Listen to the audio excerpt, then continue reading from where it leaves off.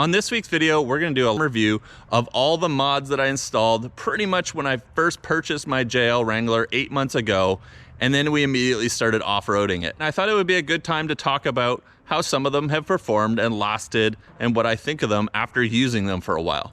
A lot of the time we do an install of these mods, what I think of it after the installation, but you guys don't really get a good review of how they perform after off-roading for a long time. So we're gonna do a walk around of the Jeep today. Let's start out first with the most obvious mod and one of my favorites. That is the Teraflex Nomad wheels. Now, if you've subscribed to the channel since we originally installed these, you'll notice the Rash rings on them are now red. I just recently installed these new multi-piece Rash rings that Teraflex came out with. You can now replace each individual section if you damage them, and I have damaged the black Rash rings that I had on them before. So these new Rash rings are a lot cheaper, and you can just take out one piece at a time. So I would recommend adding an extra set, a 6 set, and then you can, you know, if you break one of these, you can replace them. But I really do like the air up and air down system on here. So the air up system is pretty standard. We have a regular Schrader valve underneath this cap. Where it's really cool is the air down system. So we've got this valve on here, which you have a hex key in the middle,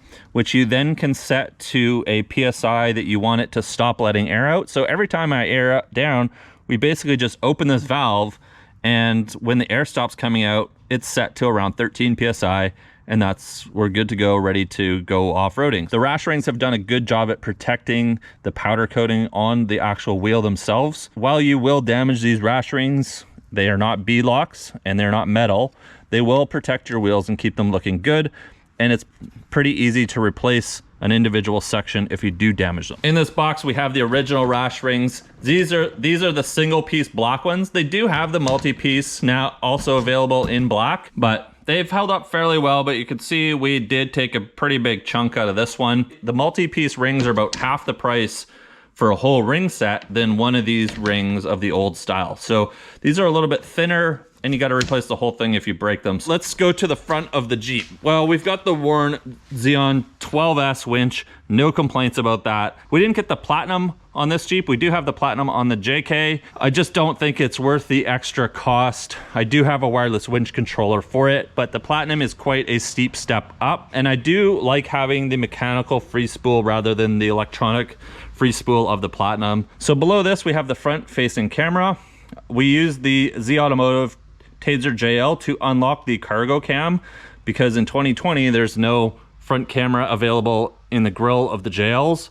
There is in 2021. So with the cargo cam unlocked, we can now add this camera into the back of our 8.4 inch screen.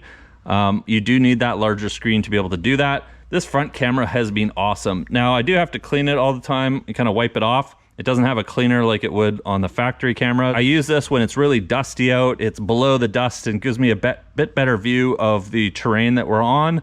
And a lot of times when I can't see over the hood of the Jeep, this has been awesome. I can see where I'm going. I can see if somebody hasn't gone far enough up so I don't drive into the back of them.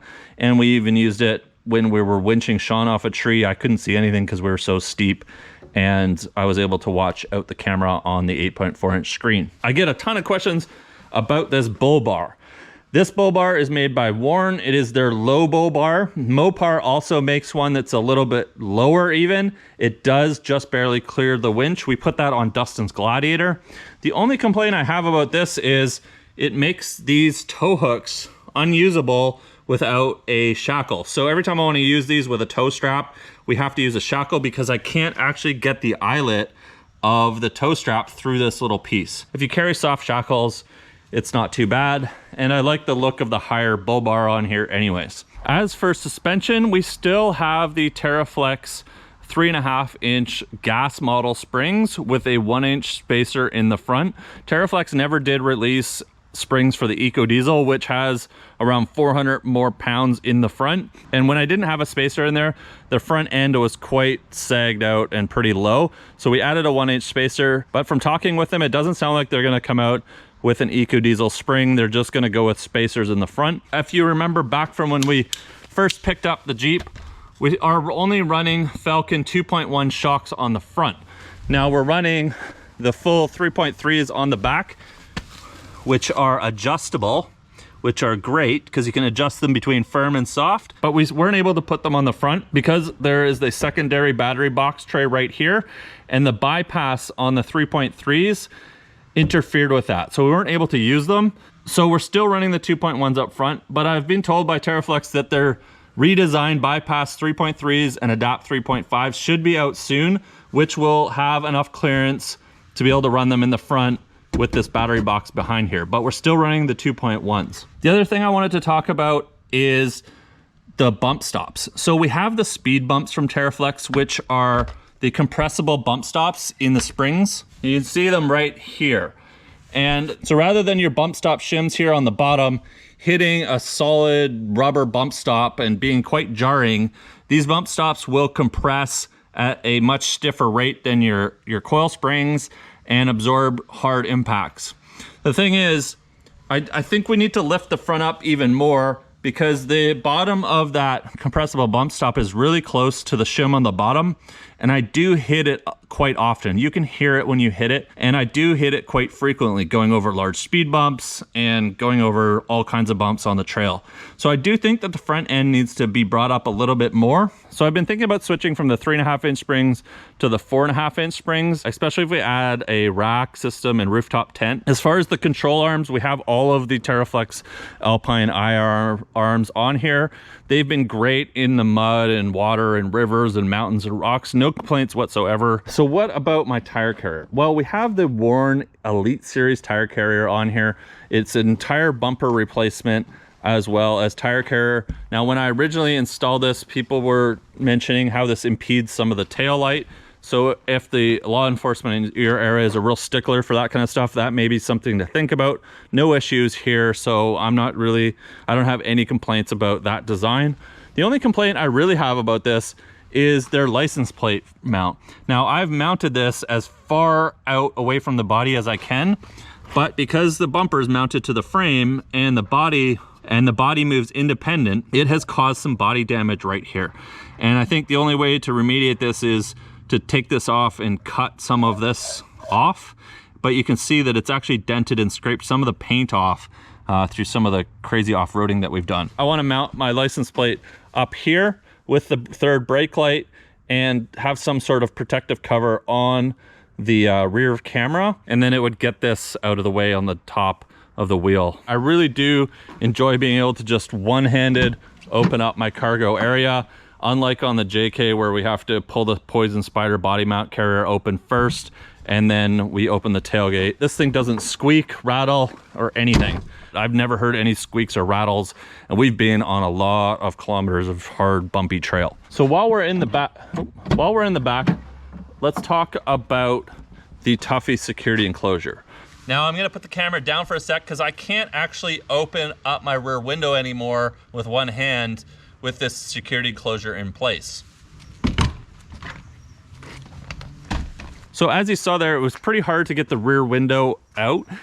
What has to happen is you have to pull the rear window straight out, but it's impossible to get my hand all the way up and behind the bar. So I kind of have to get it halfway and try to wrestle with it to get it out. I'm not really sure what the solution is there, but that's just something to note, that it definitely makes getting your rear window panel up a lot more challenging. Otherwise, the soft top on the JL is awesome and really easy to operate. A couple other things to note with the security enclosure. We talked about this with the install. When you put this bar up to hold the top panel up when you have it open, because it slides like that and goes up, which makes getting your cargo easy, is that when this bar is holding it up, it's impeding the 12-volt receptacle. And so you have to unplug whatever's plugged in there in order to put the bar up and down. This does rattle a little bit. So normally you would have it right here, and when you're driving, it rattles. So I just pull it down a little bit further so it's nice and tight against this. It's pretty susceptible to scratching. You can see when I put my cargo on here, had a little bit of sand on the bottom, and it's just really scratched up all of the powder coat. I think Linexing this or Raptor lining would be a good idea, would make it a lot more durable and look better. So we have the ARB compressor here on the tailgate on the JCR Molly rack. This has been great. My only thing to think about is the way this sits, you can get water and debris in here. I want to put a 90-degree bend on here run an air line, a leader hose over, and create a mount for the speed plate that we have on here. If you haven't seen the speed plate, that's the 4-tire air up inflation system. I'll put a link up in the corner to it. So what about interior mods? We've got the JCR overhead panel here. A lot of people ask me what this is, where to get it. We did do an install video on it, check it out. But I will put a link in the description. I'm playing with some magnetic mounts. I've just got my knife temporarily mounted here, which is kind of cool. I put my Spot GPS communicator over there. We have the 67 Designs rail system. This has been awesome. It's a great mounting location to put my GoPro. And then we have one of their carbon fiber arms attached to it. And then I have a Chotec wireless phone charger. A lot of you guys ask me what I'm using for my phone. This is their new high output one, which keeps my phone charged all the time at 100%, even running Gaia GPS, Spotify, Google Maps, all the kind of crap that I would be running while I'm driving or off-roading. So I really do recommend this wireless charger. I've never had my phone fly out. Makes it really easy for popping your phone in, and now it's charging and secured. And if you want to grab your phone to take a picture, boom, away you go. Nice and easy, super clean. Really, really like this.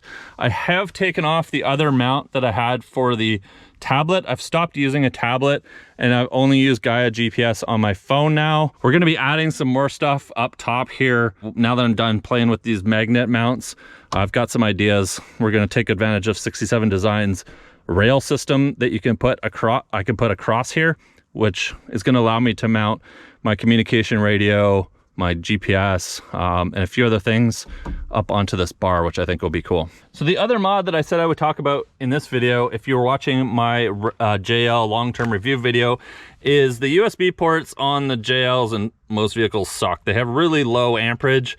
So what I've done is I've taken advantage of the additional power wires that are available underneath your passenger footwell. If you have the auxiliary ports, you have 15 amp and 40 amp wires. They're available both under the dash and in the engine bay, but as well under the dash, you get a 10 amp always powered battery line and one that's powered on with the accessories. So in my glove box, we have this USB connector.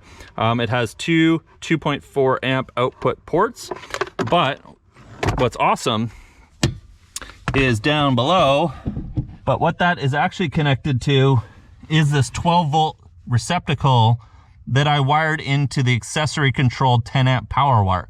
So we have this 12 volt receptacle I can plug anything I want into, and I've plugged in that USB hub, but there's also two more USB ports here, which I've connected extension cables to, and they run up the side of the dash, across the top of the dash, and there's now two USB ports up here that we can pull out. I've got a micro USB that I use to charge things as needed, and the other one is connected to the USB-C cable that powers the Chotec wireless phone charger. And that is why I think adding this auxiliary switch panel is so important. Not only do you get the 4 switches, you get the 2 power cables, both accessory and always on underneath the dash. And then if you watched the last video that we uploaded, we have the Blackview dash cam up here, which is a 4K 30 frames per second dash cam with HDR and night vision, which we're going to be using in future videos to grab clips of things I might miss on the GoPro.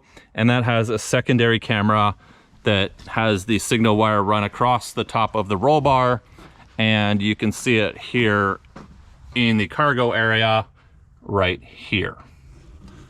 Thought this was an important video to make because it always frustrates me to install mods, show you guys how the installation went and what I thought of them at the time of installation, but not really give you any long-term feedback on them. So if you have any questions that I didn't cover in this video, let me know down in the comments below. I'll do my best to answer them. If you enjoyed this video, leave a like. I really do appreciate it, and it lets me know that you guys enjoy these types of videos. Share it with your friends, subscribe to the channel because we upload every week, and I'll see you guys next week in the next video.